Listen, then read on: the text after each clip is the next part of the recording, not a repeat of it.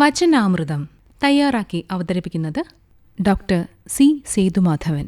നമ്മുടെ സംസ്കാരം ഗുരുവന്ദനത്തിന് ഏറെ പ്രാധാന്യം നൽകുന്നുണ്ട്. ഇത് നമുക്ക് ലഭിച്ച ഉത്കൃഷ്ട പാരമ്പര്യമാകുന്നു.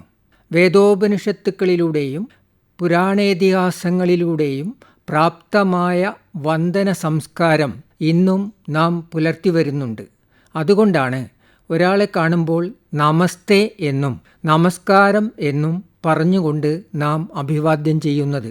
കാലദേശ സമൂഹങ്ങൾക്കനുസരിച്ച് ആചാരങ്ങളിൽ ചില മാറ്റങ്ങൾ വന്നിട്ടുണ്ടാകാം.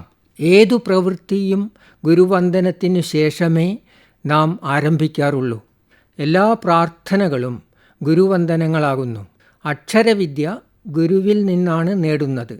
ഗുരുവാണ് പൊന്നാരായത്താൽ കുട്ടിയുടെ നാവിൽ ഹരിശ്രീ കുറിക്കുന്നത്. ഗുരുവിൻ്റെ മഹത്വം കണ്ടും കേട്ടും നിരീക്ഷിച്ചും അനുഭവിച്ചും നാം അറിയുന്നുണ്ട്.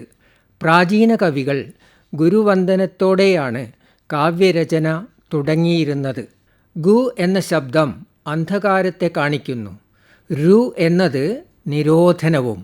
അപ്പോൾ ഗുരു എന്ന വാക്കിൻ്റെ അർത്ഥം അന്ധകാരത്തെ ഇല്ലാതാക്കുന്നവൻ എന്നാകുന്നു.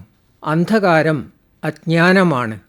അജ്ഞാനത്തെ അകറ്റി ജ്ഞാനത്തിൻ്റെ പ്രകാശം ശിഷ്യനിൽ ജ്വലിപ്പിക്കുന്നവനാണ് ഗുരു. അതുകൊണ്ടാണ് ഗുരു സൂര്യനാണെന്നും പ്രകാശഗോപുരമാണെന്നും പറയുന്നത്. ഗുരു ബ്രഹ്മാവിഷ്ണു മഹേശ്വരന്മാരാണെന്നു പറയാറുണ്ട്. ഗുരുവിൽ സൃഷ്ടിസ്ഥിതി സംഹാരങ്ങൾ ചേർന്നിരിക്കുന്നു എന്നാണ് ഇതിൻ്റെ അർത്ഥം. തൻ്റെ മുന്നിലെത്തുന്ന ശിഷ്യനെ സംസ്കരിച്ചെടുക്കുന്നവനാണ് ഗുരു. ശിഷ്യൻ്റെ ന്യൂനതകൾ പരിഹരിച്ച് കഴിവുകൾ വികസിപ്പിച്ച് പൂർണ്ണതയിലേക്ക് എത്തിക്കുന്നവനാണ് ഗുരു.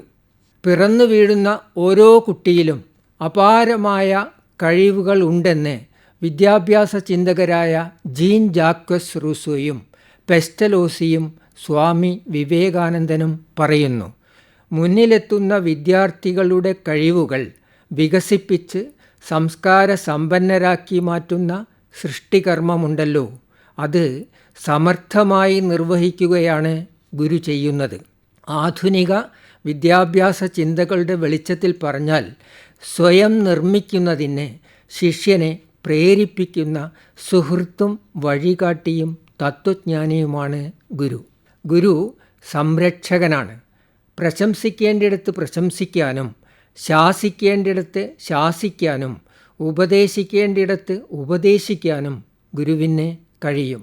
ശിഷ്യനെ മനസ്സിലാക്കുമ്പോഴാണ് ഗുരുവിന് മാർഗദർശനം നൽകാനാകുന്നത്. ശിഷ്യൻ്റെ കഴിവുകൾ മനസ്സിലാക്കുന്ന ഗുരുവിനെ ഒരു നല്ല പ്രോത്സാഹകനാകാൻ കഴിയും. പ്രോത്സാഹനം ശിഷ്യനെ ആത്മവിശ്വാസത്തിലേക്ക് നയിക്കും, വിജയത്തിലേക്ക് നയിക്കും. ഒരു നല്ല ഗുരുവിന് ശിഷ്യനിലെ ദുർവാസനകളെ ഒഴിവാക്കാൻ കഴിയും.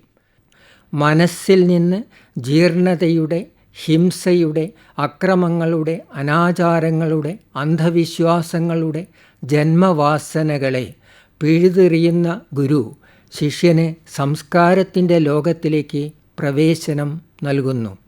സൃഷ്ടിസ്ഥിതി സംഹാരകത്വത്തിൻ്റെ അപ്പുറത്തേക്ക് സഞ്ചരിക്കുവാൻ ഗുരുവിന് കഴിയും. ഇത് ഗുണാതീതത്വമാകുന്നു. ഇവിടെ ഗുരു പരമസത്തയാകുന്നു. ആ ഗുരുവിന് മുമ്പിൽ എല്ലാം സമർപ്പിക്കുക. ഗുരുവിൻ്റെ കൃപാകടാക്ഷത്തിനായി പ്രാർത്ഥിക്കുക. വചനാമൃതമാണ് നിങ്ങൾ ഇതുവരെ കേട്ടത്. തയ്യാറാക്കി അവതരിപ്പിച്ചത് ഡോക്ടർ സി സേതുമാധവൻ.